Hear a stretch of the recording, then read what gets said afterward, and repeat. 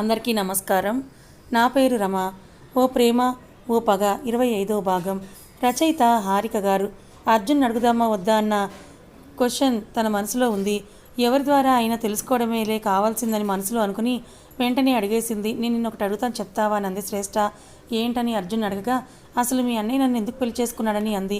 వెంటనే అర్జున్ శ్రేష్ఠ వైపు తిరిగి అలానే చూస్తూ, ఇదేంటి సడన్గా ఇలా అడిగిందని మనసులో అనుకుంటూ, నీకు తెలుసు కదా, నువ్వు ఆల్రెడీ చెప్పావు కదా, మీ నాన్నగారు ఏదో అప్పు చేశారని, దానికోసమే మీ అన్నయ్య మీ మీదకి వస్తే తనకి బదులుగా నువ్వు వచ్చావని, నేను తీసుకుని వచ్చాడని ఇవన్నీ నువ్వు చెప్పావు కదా, మళ్ళీ కొత్తగా అడుగుతావేంటి అని అన్నాడు అర్జున్. అవును చెప్పాను, ఇదంతా నాకు తెలిసిన విషయం మాత్రమే, అయితే నాకు తెలియని విషయం కూడా ఉంది కదా అని అంది శ్రేష్ఠ. అర్జున్కి ఏం చెప్పాలో కూడా అర్థం కాలేదు. శ్రేష్ఠ ఏదైనా అడిగితే తను అబద్ధం అస్సలు చెప్పలేడు, కానీ ఈ విషయంలో తనకి ఏం చెప్పాలో కూడా అర్థం కాలేదు. మరొకసారి అడిగింది శ్రేష్ఠ. ఎందుకు మౌనంగా ఉన్నావు చెప్పు అని శ్రేష్ఠ అనగా, ఈ విషయానికి సమాధానం నువ్వు నన్ను అడగడం కన్నా మా అన్నయ్యని అడగడమే బెటర్ అని అన్నాడు అర్జున్. ఎంత అడిగినా కూడా గౌతమ్ నుంచి ఎలాంటి ఆన్సర్ రాదు అని శ్రేష్ఠకి అర్థమైపోయింది. అతన్ని అడగడం ఇంకా వ్యర్థమని అనిపించింది. ఏదన్నా గౌతమ్తోనే అడిగి తేల్చుకోవాలని తనకు అర్థమైంది. సరే నువ్వేం చెప్పనవసరం లేదు, నేనే చూసుకుంటానని అంది. అయితే సడన్గా కారు ఆపేశాడు అర్జున్. సీట్ బెల్ట్ పెట్టుకున్నా సరే సడన్ బ్రేక్ వల్ల ముందుకు బెండైన శ్రేష్ఠ అర్జున్ వైపు తిరిగి, ఎందుకు ఇప్పుడు సడన్ బ్రేక్ వేసావని కోపంగా అంది. అర్జున్ పక్కకు చూపించి, ఆఫీస్ వచ్చేసింది మేడం దిగండి అని చెప్పి వెంటనే తన డోర్ తీసుకొని లోపలికి చకచక నడుచుకుంటూ వెళ్ళిపోయాడు. ఒక్క రోజులో అర్జున్లో ఇంత మార్పుని ఊహించిన శ్రేష్ఠ నిన్న నైట్ వాళ్ళ అన్నయ్యని తీసుకొని రాకముందు చాలా క్రూరంగా ప్రవర్తించాడు. అలాంటిది ఇలా ఎలా అని తన మనసులో అనుకుంటూ తను కూడా కార్ దిగి నడుచుకుంటూ లోపలికి వెళ్ళిపోయింది. అయితే అలా వాళ్ళ ఫ్లోర్కి వెళ్ళడానికి లిఫ్ట్ ఎక్కగా లిఫ్ట్లో తనకి వాళ్ళ ఫ్లోర్లో పనిచేసే కొలీగ్స్ ఇద్దరు కనిపించారు.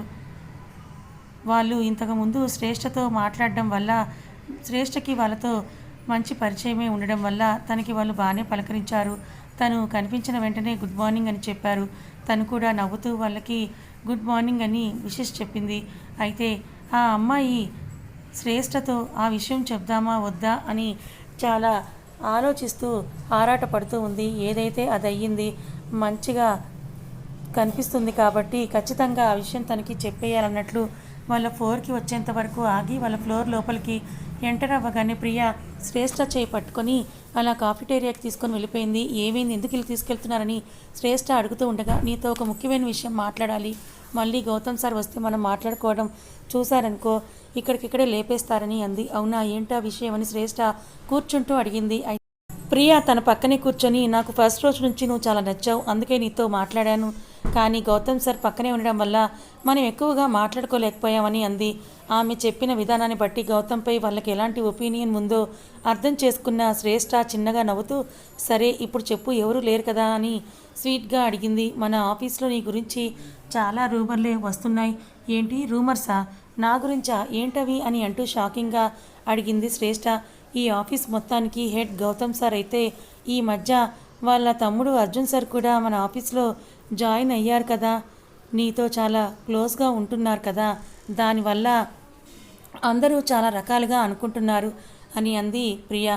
అంటే ఏంటో నాకు అర్థం కాలేదని అమాయకంగా అడిగింది శ్రేష్ఠ. అయ్యో ముద్దు, అందరూ నీకు అర్జున్ సార్కి మధ్య ఎఫ్ఐఆర్ ఉందని అనుకుంటున్నారు. అదేవిధంగా ఎప్పుడు అందరిపైన ఫైర్ అవుతూ ఇప్పటి వరకు ఎంప్లాయీస్లో ఎవరితోనూ సరిగ్గా మాట్లాడని గౌతమ్ సార్ కూడా నీతో క్లోజ్గా ఉన్నాడని చూసి చాలా విచిత్రంగా మాట్లాడుకుంటున్నారు, కొంచెం జాగ్రత్తగా ఉండని చెప్పింది ప్రియా. ఒక్కసారిగా శ్రేష్ఠకి ఏం అర్థం కాలేదు. అసలు అర్జున్కి నాకు ఎఫ్ఐఆర్ ఉందనుకోవడం ఏంటి అని అంది సడన్గా. పక్కనే ఉన్న ప్రియా ఆ మాట విన్న వెంటనే కళ్ళు పెద్దవి చేసి, అదేంటి అర్జున్ సార్ని అలా పేరు పెట్టి పిలుస్తున్నావని అంది. వెంటనే శ్రేష్ఠ ప్రియా చేతులు పట్టుకొని, థ్యాంక్ యూ సో మచ్ ఇలా నన్ను వార్న్ చేసినందుకు, కానీ అలాంటిది ఏమీ లేదు, నేను కొత్తగా వచ్చాను కాబట్టి వర్క్ మంచిగా నేర్చుకోవాలని వాళ్ళు నాతో మంచిగా ఉంటున్నారు, అంతేకాని మరేమీ లేదు, అందరూ అపార్థం చేసుకున్నట్లు మీరు కూడా అపార్థం చేసుకోకండి అని చెప్పింది. నేను ఎందుకు అపార్థం చేసుకుంటాను, నీ ఫేస్ చూస్తుంటేనే నాకు అర్థమైపోతుంది నువ్వు చాలా మంచిదానివి అని, నీకు అందుకే చెప్పా మనం మంచి ఫ్రెండ్స్లా ఉంటామని అని అంది ప్రియా. ఆమె మాట్లాడిన మాటలు శ్రేష్ఠకి చాలా బాగా నచ్చాయి. వెంటనే తనని హక్ చేసుకొని, thank you so much Priya, ఇంకా బయలుదేరదామా, గౌతమ్ సార్ వస్తే మళ్ళీ కోపడతారు కదా అని అంది. గౌతమ్ అన్న మాట విన్న వెంటనే ప్రియా కూర్చుని చోటు నుంచి లేచి తన బ్యాగ్ తీసుకుంటూ, అవును నిజమే, మామూలుడు కాదు మన సార్, త్వరగా వెళ్దామంటూ హడావిడి చేసేసింది. ప్రియా వైపు అంతే చూస్తున్న శ్రేష్ఠ, అసలు గౌతమ్ సార్ మిమ్మల్ని ఏం చేశారు, అందరూ ఎందుకు అంతగా భయపడుతున్నారని అడిగింది. ఏం చేసేది ఏముంది, ఆయన బిహేవియర్ ఎలా ఉంటుందో తెలుసా, కోపంగా ఆఫీసులో ఎంటర్ అవుతారు, వస్తూనేదో చక్రాల మీద నడిచినట్లుగా వేగంగా తన క్యాబిన్కి వెళ్ళిపోతారు. ఆ లోపుగా ఎంతమంది చుట్టూ గుడ్ మార్నింగ్ చెప్పినా సరే పట్టించుకోరు. ఒకవేళ ఆయన ఎవరి దగ్గరైనా ఆగి గుడ్ మార్నింగ్ చెప్పారంటే ఆ రోజు వాళ్ళ పని అయిపోయినట్లే. వాళ్ళు చేసిన తప్పు వల్ల, లేకపోతే వాళ్ళు ఎక్కడైనా దొరికిపోవడం వల్ల ఆయన అలా చెప్తారు. చెప్పిన మరుక్షణం క్యాబిన్కి పిలుస్తారు. నెక్స్ట్ ఇంకా అవుట్ ఉద్యోగం కూడా ఉండదు. అందువల్ల ఆయనతో ఎవరితో మాట్లాడకూడదని అందరూ కోరుకుంటారు. అంతేకాకుండా ఇప్పటి వరకు గౌతమ్ సార్ నవ్వడం కూడా నేను చూడలేదు తెలుసా అని అంది ప్రియ. వీటన్నిటినీ విని నేను అనుకున్న దానికంటే చాలా కోపిష్టే అని మనసులో అనుకుంది శ్రేష్ఠ. సరే అవన్నీ తర్వాత, ముందు మనం వెళ్దాం పదా, మళ్ళీ వచ్చారంటే మనకు కూడా వార్నింగ్స్ ఉంటాయేమో అని అంటూ శ్రేష్ఠ అక్కడి నుంచి చెప్పగా ఇద్దరూ కలిసి లోపలికి వెళ్ళిపోయారు. అలా లోపలికి వెళ్ళిన వెంటనే ప్రియా తన సీట్ దగ్గరికి వెళ్ళిపోయింది. అయితే నడుస్తూ క్యాబిన్ దగ్గరికి వెళ్తున్న శ్రేష్ఠ దగ్గరికి ఎదురుగా వచ్చాడు secretary. Hello madam, good morning అని విష్ చేస్తూనే, ఇంకా సార్ రాలేదేంటి అని అడిగాడు. గుడ్ మార్నింగ్ సార్ అని తిరిగి విష్ చేసిన శ్రేష్ఠ ఒక 5 మినిట్స్ ఆగి, క్యాబిన్ దగ్గరికి వస్తారా, నేను మీతో మాట్లాడాలి అని చెప్పిన వెంటనే వెళ్ళిపోయింది. అతనికి ఏం అర్థం కాలేదు. ఏంటిది మేడం కొత్తగా మాట్లాడుతున్నారు, ఏదైనా జరుగుంటుందా అని మనసులో అనుకుంటూనే ఆమె చెప్పిన విధంగా ఒక 5 మినిట్స్ ఆగి ఆమెను కలవడానికి వెళ్ళాడు. క్యాబిన్ లోపలికి వెళ్ళి రోజు ఎలా అయితే గౌతమ్ టేబుల్ సెట్ చేసి క్లీన్గా వస్తుందో అలాగే ఆ రోజు కూడా చేసి వెంటనే తన సీట్ దగ్గరికి వెళ్ళి కూర్చుంది. అయితే ఈలోపుగా సెక్రటరీ రావడంతో లేచి నుంచొని, రండి సార్ కూర్చోండి అని అంది. పర్లేదు మేడం, మీరు అంతగా రెస్పెక్ట్ ఇవ్వాల్సిన అవసరం లేదు అంటూనే వచ్చి కూర్చున్నాడు సెక్రటరీ.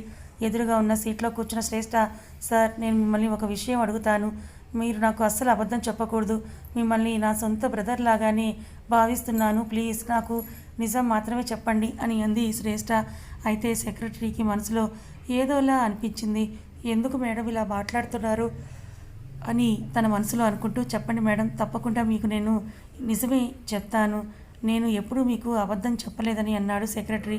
సరే అసలు గౌతమ్ సార్కి ఏమైంది, ఎందుకని 2 డేస్ నుంచి ఇలా ఉన్నారు, ప్లీజ్ మీరు నాకు తెలియదని మాత్రం చెప్పకండి అని అంది శ్రేష్ఠ. ఇప్పుడు తనకు ఆ విషయం చెప్పనా లేదా కూడా అర్థం కావడం లేదే.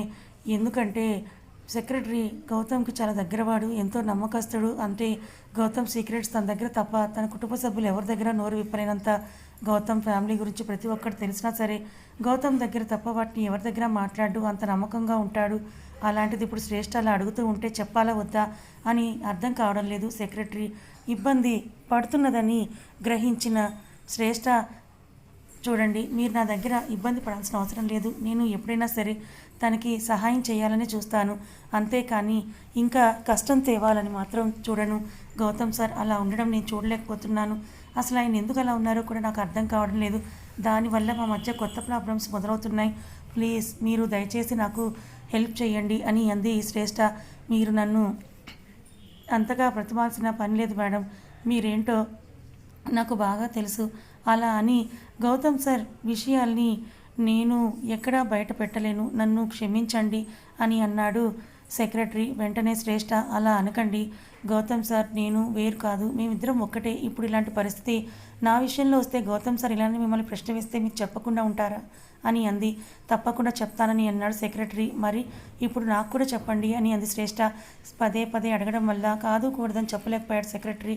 సరే మేడం, ఈ విషయం నా ద్వారా మీకు తెలిసిందని అసలు సార్కి తెలియకూడదని అన్నాడు సెక్రటరీ. ఓకే మీరు చెప్పండి అని అంది. ఆ రోజు రెస్టారెంట్లో మీపై అటాక్ జరిగింది గుర్తుందా? కొంచెం ఆలోచించిన శ్రేష్ఠ, అవును గుర్తుంది అని అంది. అందులో ఒకడు దొరికాడు. అయితే అతన్ని కట్టేసి అసలు ఇదంతా ఎవరు చేయించారో నిజం తెలుసుకోవాలని ప్రయత్నించినప్పుడు అతని దగ్గర ఒక నిజం తెలిసింది అని సెక్రటరీ ఆ విషయాన్ని పూర్తి చేయకముందే ఆ క్యాబిన్ తలుపులు తీసుకొని అక్కడికి సరియు వచ్చింది. వెంటనే శ్రేష్ఠ ఎదురుగా కూర్చున్న సీట్ నుంచి లేచి వెనక్కి తిరిగి చూశాడు సెక్రటరీ.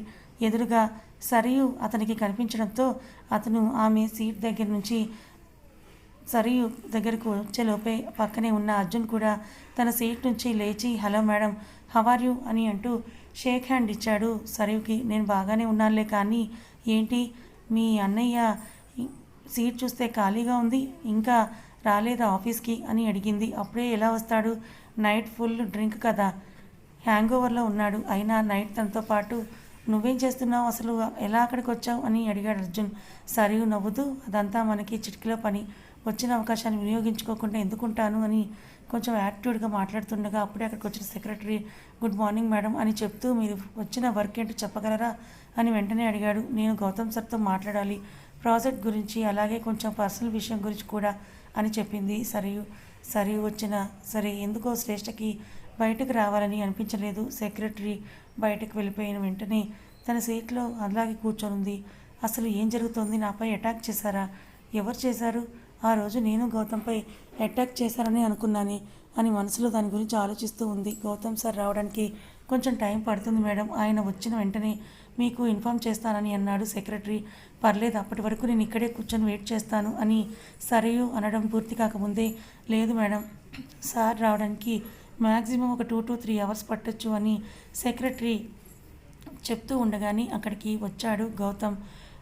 3 hours ఎందుకు పడుతుందని ఒక బేస్ వాయిస్ వినిపించేసరికి వెంటనే ముగ్గురు కూడా వెనక్కి తిరిగి చూశారు. ఎదురుగా గౌతమ్. సరియు ఫేస్లో స్మైల్ వచ్చేసింది. ఎందుకు రారు సెక్రటరీ సార్, చూశారు కదా వచ్చేశారు అని అంది. వెంటనే సెక్రటరీ, సార్ సారీ సార్, మీరు రారనుకున్నాను అని అన్నాడు. అయితే అక్కడ ఒక్క నిమిషం కూడా ఆగని గౌతమ్ తన సీట్ దగ్గరికి వెళ్తూ, what happened, why are you can here అని సరియుని అడుగుతున్నాడు. గౌతమ్ వెనుక అతని సీట్ దగ్గరికి వెళ్తున్న సరియు నైట్ రెస్టారెంట్లో జరిగిన దాని గురించి మాట్లాడాలని తను అన్న వెంటనే నేను కూడా మాట్లాడాలి అని అన్నాడు గౌతమ్. అయితే గౌతమ్ తన సీట్లో కూర్చుంటూ టేక్ ఏ సీట్ అని సరియుకి చెప్పాడు. అక్కడ ఎదురుగా కూర్చున్న సీట్లో కూర్చున్న సరియు వెంటనే బెల్ మోగించాడు. అయితే ఆ బెల్ మోగించిన వెంటనే తన పిఏ శ్రేష్ఠ కనుక తను ఖచ్చితంగా రావాలి, ఆలోచనలో పడిపోయి ఉండిపోయింది కాబట్టి మొదటిసారి తను వినలేదు. రెండోసారికి ఏమైంది మేడంకి అన్నట్లు బయటే ఉన్న సెక్రటరీ చూడగా ఈసారి ఉలిక్కిపడిన శ్రేష్ఠ గౌతమ్ వచ్చింది గమనించి అది మోగిస్తూనే ఉన్నాడని తెలిసి వెంటనే అక్కడికి వెళ్ళింది. మే కమిన్ సార్ అని అడిగి లోపలికి వెళ్ళి చూడగా అక్కడ సరియు కనిపించింది. తనని చూసిన వెంటనే చాలా కోపం వచ్చినప్పటికీ ఇందులో తన తప్పేమీ లేదు కదా అని తన మనసుని సమర్థించుకొని ఏమైంది సార్ అని అడిగింది. ఒక 2 కాఫీలు చెప్పు అని చెప్పి సరియు వైపు తిరిగాడు గౌతమ్. ఓకే సార్ అని శ్రేష్ఠ ఏమీ మాట్లాడకుండా సైలెంట్గా తిరిగి వెళ్ళింది. కాఫీ ఇవ్వమని ఎవరికి చెప్పకుండా తనే ప్రిపేర్ చేయడం స్టార్ట్ చేసింది. ఇదంతా చూస్తున్న అర్జున్కి అది అస్సలు నచ్చట్లేదు. ఎందుకు కాఫీ తెప్పిస్తున్నాడు అన్నయ్య అని వెంటనే తను కూడా శ్రేష్ఠ దగ్గరికి వెళ్ళాడు. ఏం చేస్తున్నావు, ఎవరికైనా చెప్పి ఉండొచ్చు కదా, నువ్వెందుకు ఇవ్వడం అని అన్నాడు. పర్లేదు అర్జున్, ఇది నా పనే కదా, పర్సనల్ సెక్రటరీ అంటే అన్ని విషయాలు చూసుకోవాలి కదా, ఎలాగో గౌతమ్ సార్కి కాఫీ ఇవ్వాలి, అలాగే ఆయన కోసం వచ్చిన కస్టమర్స్కి కూడా ఇవ్వాలని చెప్తూనే కాఫీ కలిపేసింది. వెంటనే వాటిని తీసుకొని వాళ్ళ దగ్గరికి వెళ్తూ ఉంటే అర్జున్ తనని ఆపాడు. ఇంకోవైపు ఏం మాట్లాడాలని గౌతమ్ సరియుని అడుగుతున్నాడు. అయితే తను నేను నైట్ మీరు ఎందుకలా వచ్చి చాలా బాధగా ఉన్నట్లు నాకు అనిపించింది, అటు నుంచి వెళ్తూ మిమ్మల్ని చూసి మాట్లాడదామని వచ్చాను. ఈలోగా మీకు డ్రింక్ ఎక్కువ అవడం వల్ల మీరు కొంచెం క్లోజ్గా ఉన్నారు నాతో అని సరియు చెప్పడం పూర్తిగా అవ్వకముందే నేను మిమ్మల్ని ఏమైనా ఇబ్బంది పెట్టానా అని అన్నాడు గౌతమ్. అబ్బే అలాంటిదేమీ లేదు అని సరియు అంటూ ఉండగానే మరి ఇంత దూరం ఎందుకు వచ్చారు మీరు అని అడిగాడు గౌతమ్. ప్రాజెక్ట్ గురించి మాట్లాడదామని మీ దగ్గరికి వచ్చాను, సో ఎలాగో వచ్చాను కదా మీతో ఒకసారి మాట్లాడదాం, ఎలా ఉన్నారు చూసిపోదామని వచ్చాను, నైట్ బాధపడుతున్నారు కదా అని సరియు మాట్లాడుతూ ఉంది. అయితే ఆ రూమ్ గ్లాసెస్ లోపల నుండి శ్రేష్ఠని అర్జున్ని ఆపడం గమనిస్తుంది. అయితే ఎదురుగా సరియు కూర్చొని తనతో మాట్లాడుతున్నా సరే గౌతమ్ వారిద్దరిని చూస్తూ ఉన్నాడు. అయితే ఇక్కడ శ్రేష్ఠ అర్జున్ ఆపిన వెంటనే ఎందుకు అర్జున్ ఇలా చేస్తున్నావని కోపంగా అంది. నువ్వు ఎన్నైనా చెప్పు శ్రేష్ఠ, నువ్వు ఇక్కడ వర్క్ చేస్తున్నా సరే నువ్వు ఘట్టంనేని ఫ్యామిలీ కోడలు, నువ్వు ఎవరికో వెళ్ళి కాఫీ ఇవ్వడం ఏంటి అంటూ సెక్రటరీ గారు అని పెద్దగా పిలిచాడు. వెంటనే సెక్రటరీ వచ్చాడు అక్కడికి. సార్ మీరేం అనుకోనంటే ప్లీజ్ కాఫీ మీరు తీసుకొని వెళ్ళి ఇవ్వగలరా, లేదంటే నేను ఇవ్వడానికి కూడా నాకేం ప్రాబ్లం లేదు అని అన్నాడు అర్జున్. వెంటనే కాఫీ ప్లేట్ను చేతిలోకి తీసుకొని ఇట్స్ ఓకే సార్ నేను ఇచ్చేస్తానంటూ పక్క నుంచి వెళ్ళిపోయాడు. ఇదంతా గౌతమ్ చూస్తూనే ఉన్నాడు. అయితే శ్రేష్ఠకి అర్జున్ హెల్ప్ చేయడం గౌతమ్కి అస్సలు నచ్చలేదు. Secretary may I come in sir అని అడిగాడు. వెళ్ళి కాఫీ కప్స్ని అక్కడ పెట్టాడు. సెక్రటరీ వైపు చూస్తున్న సరియు ఇదేంటి దానికి చెప్తే ఇతను తీసుకొచ్చాడు, వస్తుందేమో ఒక చెల్లకిద్దామని నేను అనుకున్నానే అని తన మనసులో అనుకుంటూ ఉంది సరియు. అయితే అప్పటికే శ్రేష్ఠ దగ్గర అర్జున్ ఉండగా ఏంటి అర్జున్ ఇలా చేస్తున్నావు, ముందు ఇక్కడి నుంచి వెళ్ళు, నీ పని నువ్వు చూసుకో అని అంది శ్రేష్ఠ. వెంటనే అక్కడి నుంచి అర్జున్ బయటకు వస్తూ ఉన్నాడు. అయితే కాఫీ ఇచ్చిన సెక్రటరీ, సార్ మీకు 1 అవర్లో ఒక మీటింగ్ ఉంది, నేను దానికోసమే ఏర్పాట్లు చేస్తున్నానని చెప్పి వెంటనే ఆ గది నుంచి బయటకు వెళ్ళిపోయాడు. అయితే అర్జున్ని వెళ్ళిపోమని చెప్పిన శ్రేష్ఠ ఆ క్యాబిన్లో ఎక్కువసేపు ఉండలేకపోయింది. మనసంతా ఏదోలా అనిపిస్తోంది. వెంటనే ఆ గది నుంచి బయటకు వచ్చేసింది. అది చూసిన ప్రియ వెంటనే శ్రేష్ఠ దగ్గరికి వచ్చింది. ఏమైంది, ఎందుకు ఇలా ఉన్నావని అడిగింది. ఏం లేదు, కాస్త హెడేక్గా ఉందని అంది. అవునా, మధ్యాహ్నం లంచ్కి బయటకు వెళ్దామా అని అడిగింది ప్రియ. తనకు కూడా ఎందుకో వెళ్ళాలనిపించింది. ఓకే వస్తాను అని చెప్పింది. ఓకే మరి నీ కోసం వెయిట్ చేస్తూ ఉంటాను, గౌతమ్ సార్ వెళ్ళిపోయిన తర్వాత నువ్వు కూడా వచ్చేసేయి అని చెప్పింది ప్రియ శ్రేష్ఠతో. వెళ్ళి తన సీట్లో కూర్చుంది ప్రియ వైపు చూసి తను కూడా తనకి చాలా మంచిదానిలా కనిపించింది. అంతేకాక ఇప్పటి వరకు చాలా తక్కువ మందితోనే ఫ్రెండ్షిప్ చేసిన శ్రేష్ఠ ఇప్పుడు ఈమెతో ఫ్రెండ్షిప్ చేయడం మంచిదిగా అనిపించింది తనకి. అయితే ప్రియతో తను మాట్లాడిన తర్వాత కొంచెం ఫ్రెష్గా ఫీల్ అయిన శ్రేష్ఠ వెంటనే తన సీట్ దగ్గరికి వెళ్ళి తన మిగిలిన పనిలో తను బిజీగా ఉంది, వర్క్ని చేసుకుంటూ. ఇదంతా గమనిస్తూనే ఉన్నాడు గౌతమ్.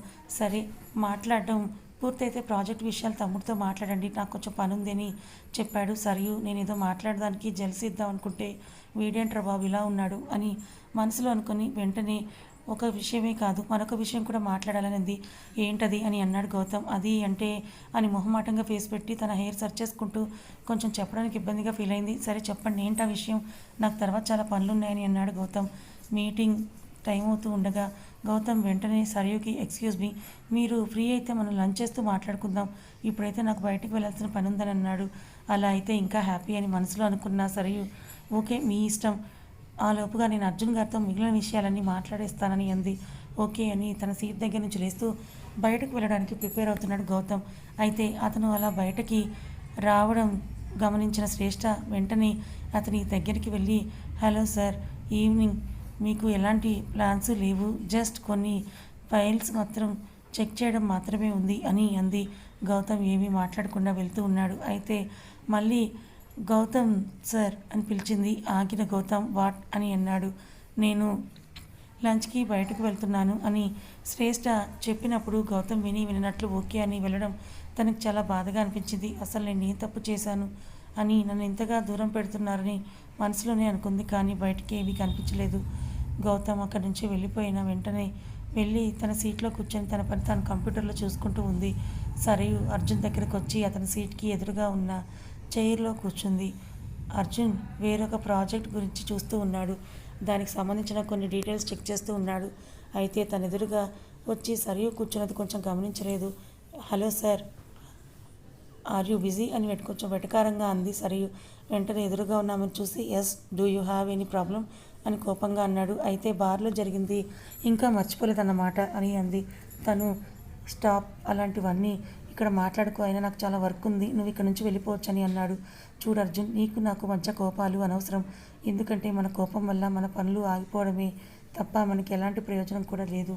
నువ్వు నీకు కావాల్సినట్లుగా నీకు ఇష్టమైన అమ్మాయితో ఆనందంగా ఉండాలన్నా, నేను నీకు నచ్చినట్లు నేను ఇష్టపడే మాటతో ఉండాలన్నా కూడా మనం కలిసి పనిచేయాలి. సో ఈ కోపాన్ని ఈగోని తీసి పక్కన పెట్టి నెక్స్ట్ ఏం చేయాలో ఆలోచించు. ఎక్కువ టైం లేదు, పదే పదే నేను మీ ఆఫీస్కి రావడానికి కూడా కుదరదు, ప్రాజెక్ట్ పని చాలా త్వరగా జరుగుతూ ఉంది, సో ఆవిడ గారికి దగ్గర అవడానికి చూడు అని చెప్పి అక్కడి నుంచి బయలుదేరింది సరియు. నిన్నటి వరకు సరియు మాటలు విన్న అర్జున్ మనసులో ప్రభావం చూపించినట్టుగా నిన్న రాత్రి అతని అన్నయ్య అలాగే శ్రేష్ఠ ఇద్దరూ అలా కలిసి ఉండటం చూసిన తర్వాత తనకి ఆ మాటల ప్రభావం చూపించడం లేదు. శ్రేష్ఠని చూస్తే తనని విడిచిపెట్టడం చాలా కష్టంగానే ఉంది.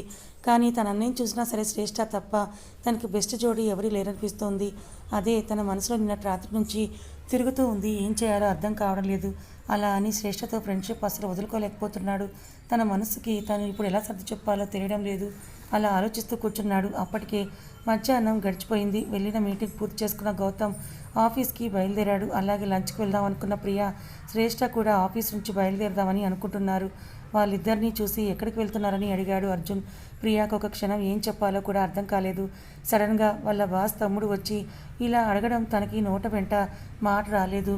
అయితే అది అని తను నసుకుతూ ఉండగానే పక్కనే ఉన్న శ్రేష్ఠ లంచ్కి బయటకు వెళ్తున్నాను సార్ అని చెప్పింది. సడన్గా శ్రేష్ఠ వైపు చూసి సార్ ఏంటని కోపంగా అన్నాడు. శ్రేష్ఠ కోపంగా అర్జున్ వైపు చూస్తూ ప్రియా ఉందని సైగ చేసింది. అది అర్థం చేసుకున్న అర్జున్ సరే మీతో నేను కూడా జాయిన్ అవ్వచ్చా అని అన్నాడు. ఒక్కసారిగా ప్రియా ఆనందానికి హద్దులు లేవు. బాస్ తమ్ముడు మాతో లంచ్కి వస్తాడా అని ఒకేసారి డెఫినెట్గా జాయిన్ అవ్వచ్చని ఆనందంగా చెప్పింది. సరిపోయింది అన్నట్లు శ్రేష్ఠ ఫేస్లో ఎక్స్ప్రెషన్స్కి నవ్వు వచ్చిన అర్జున్ సరే వెళ్దాం పదండి అంటూ ఆ ఫ్లోర్ నుండి బయటకు రాగా అందరూ అతని కారులోనే వాళ్ళిద్దరిని కూడా ఎక్కించుకొని ముగ్గురు కలిసి అక్కడి నుంచి స్టార్ట్ అయ్యారు. పక్కనే ఉన్న ఒక మంచి రెస్టారెంట్కి తీసుకొని వెళ్ళాడు. అయితే సెక్రటరీ అలాగే గౌతమ్ కారులో ఆఫీస్ దగ్గరకు వస్తున్నారు. మార్నింగ్ నుండి గౌతమ్ మౌనంగానే ఉండడం చూసిన సెక్రటరీ ఏమేం సార్ ఎందుకు అలా ఉన్నారని అడిగాడు. అసలు ఏంటిది వెంకట్ గారు, శ్రేష్ఠ నా గురించి ఏమనుకుంటుందని కొంచెం కోపంగా అన్నాడు. ఏమేం సార్ ఎందుకు అలా మాట్లాడుతున్నారని అన్నాడు సెక్రటరీ. నిన్న నైట్ చాలా గొడవ చేసింది. నేను సరయుతో ఉన్న విషయాన్ని గమనించి నన్ను తను తప్పుగా అనుకుంటోంది. అసలు ఎవరైనా అలా ఎలా చేయగలరు అని అన్నాడు గౌతమ్. కథ ఇంకా ఉంది. మరి గౌతమ్ శ్రేష్ఠల మధ్య ఈ అపార్థాలు తొలగి వీళ్ళు మళ్ళీ ఒకటవుతారా? అర్జున్ తను చేస్తున్న తప్పు తెలుసుకుంటాడా? సరియు బారి నుంచి శ్రేష్ఠని కాపాడుకుంటాడా? తెలుసుకోవాలనుకుంటే ఛానల్ని ఫాలో అవ్వండి.